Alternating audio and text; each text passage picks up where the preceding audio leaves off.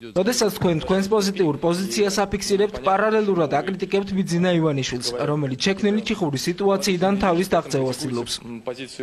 Когда вы говорите, что такое отношение между Россией и Грузией, Თქვენ ერთი მთავარი პრობლემა გაქვთ, როდესაც საუბრობთ საქართველოს რუსეთს შორის არსებულ პრობლემებზე, ჩვენ საქართველოს ორ სხვადასხვა რუქას ხედავთ. ვუბნებით, რომ თქვენ სათვალე გჭირდებათ იმისათვის, რომ დაინახოთ საქართველოს რეალური რუქა. მე ვხედავ რუქას, რომელიც ისტორიულად გვერგო და რომელსაც საერთაშორისო საზოგადოება აღიარებს.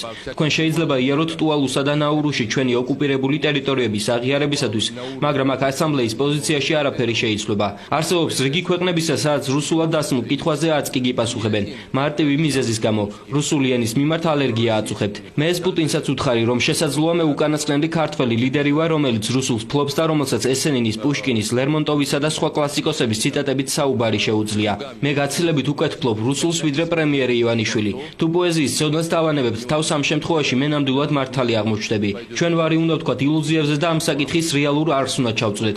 მთავარი არსი კი ის არის, რომ რუსეთმა ვარი უნდა თქვას იმპერიულ ამბიციებზე და პრეტენზია აღარ უნდა ჰქონდეს მეზობლების ტერიტორიებზე. მე ჩვენი საზღვრები ფსოუსა და როკის გვირაბთან გადის. ეს არის გეოგრაფიის გაკვეთილი, რომელიც ამ ფორუმიდან უნდა მიიღოთ. есть целый ряд стран,